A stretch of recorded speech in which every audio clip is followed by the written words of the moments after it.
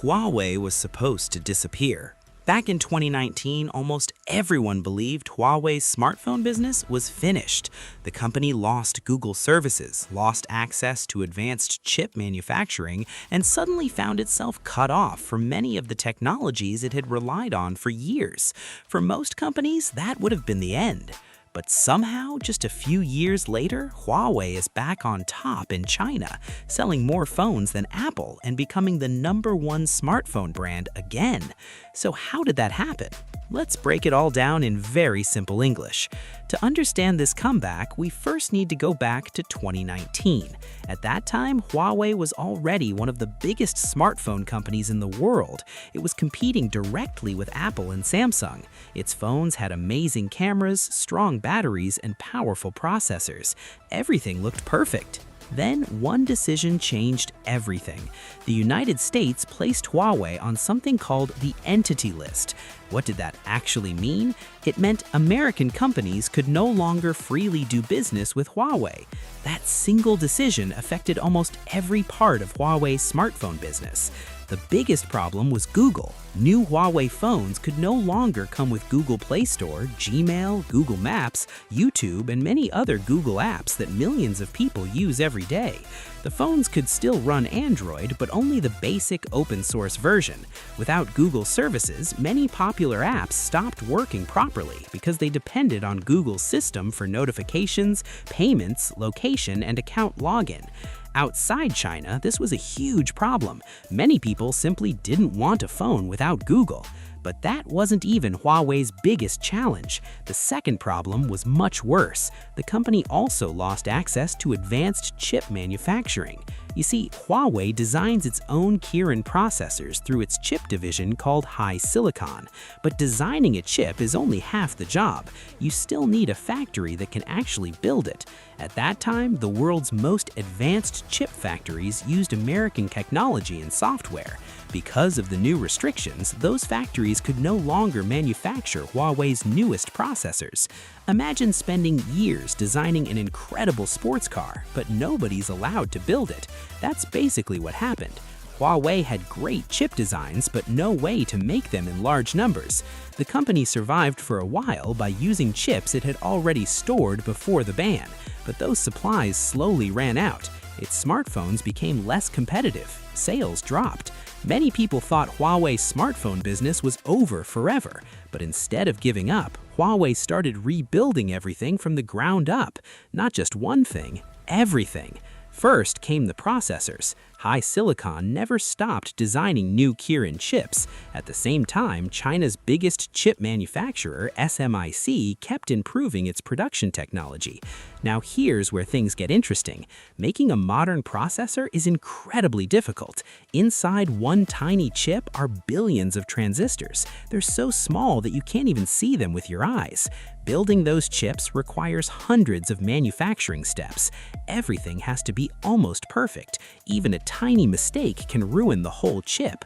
The hardest machine in this process is called a lithography machine.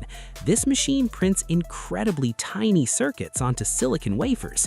The world's best machines come from a Dutch company called ASML, but China cannot freely buy the newest versions. So Huawei and SMIC had to find another solution. Instead of using the latest equipment, they used older manufacturing tools in smarter ways. It wasn't as fast, it wasn't as cheap, and it wasn't as efficient. But it worked.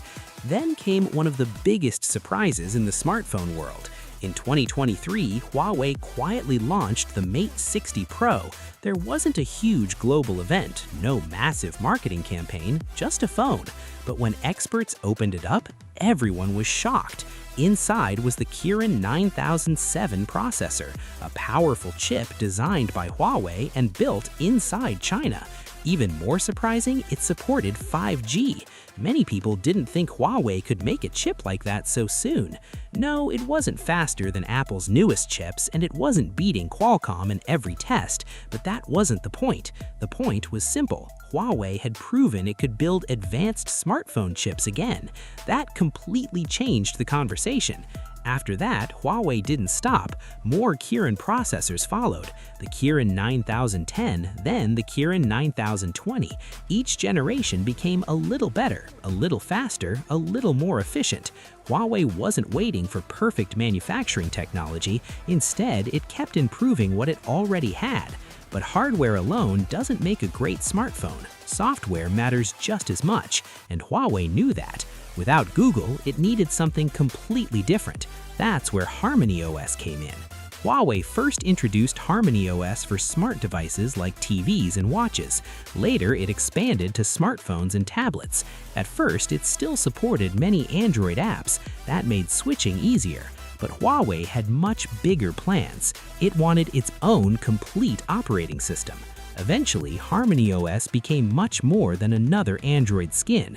Developers started creating apps specifically for HarmonyOS. Huawei built its own programming tools, its own software platform, its own app development system, its own cloud services. Basically, Huawei wasn't just making another phone operating system, it was building its own technology world. Of course, creating an operating system is one thing, getting people to use it is another. Every new platform has the same problem. Users want apps, developers want users. Without one, you can't get the other. Huawei solved this by focusing China first.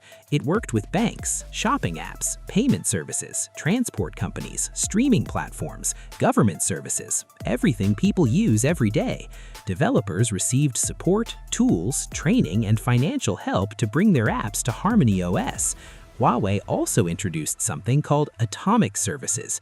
Think of these as tiny apps that can perform simple tasks without installing a full application. Things like paying for parking, tracking a package, or buying train tickets. Little by little, the ecosystem grew. By the end of 2024, HarmonyOS had tens of thousands of apps and services. By 2025, AppGallery offered more than 350,000 apps and services. Millions of developers had joined the platform. The system finally had enough momentum to keep growing on its own. Then, the sales numbers started telling an incredible story. In early 2025, Huawei's smartphone sales in China jumped by nearly 30%. By the end of the year, China bought more than 282 million smartphones. Huawei sold about 46.8 million of them. That was enough to become the #1 smartphone brand in China again. For the first time in 5 years, Huawei had passed Apple. What's even more interesting is how close the competition became. Huawei, Vivo, and Apple were separated by less than 1 million phones. That shows just how competitive Chinese smartphone market really is. Then, in early 2026, Huawei stayed on top. The company captured around 20% of China's smartphone market. A comeback that once seemed impossible had become reality. But here's something very important to understand. Huawei has not completely solved every problem. The company still faces challenges. China still doesn't have access to every advanced chip manufacturing tool used by companies like TSMC. Making advanced processors is still more difficult, more expensive, and slower. Huawei has become much stronger, but it hasn't completely caught up with the world's most advanced manufacturing. The same goes for software. HarmonyOS is growing very quickly inside China, but internationally, Android and Google services are the standard. Winning back the global market won't be easy. Huawei knows that. That's why it keeps investing huge amounts into research. In 2025 alone, Huawei spent over 192 billion yuan in research and development. That's one of the biggest technology investments in the world. The company isn't only working on smartphones, it's investing in AI chips, cloud computing, servers, smart cars, telecommunications, and many other technologies. Each project helps improve the others. So what can we learn from Huawei's story? For me, the biggest lesson isn't that Huawei became #1 again. The biggest lesson is resilience. When almost every important door was closed, Huawei didn't stop. It built new doors. It created its own processors, its own operating system, its own app store, its own software ecosystem, its own manufacturing partnerships. Was it easy? Definitely not. Is Huawei completely independent today? Not yet, but compared to where the company was in 2019, the difference is incredible. Whether Huawei can fully return to the global market is still a big question. Outside China, it still has major challenges, but one thing is now very clear. Back in 2019, many people believed Huawei's smartphone story was over. Today, that story looks very different, and honestly, this might go down as one of the biggest comeback stories the smartphone industry has ever seen. Now, I want to hear your opinion. Do you think Huawei can become a major global smartphone brand again? Or do you think its future success will stay mostly inside China? Let me know what you think in the comments below.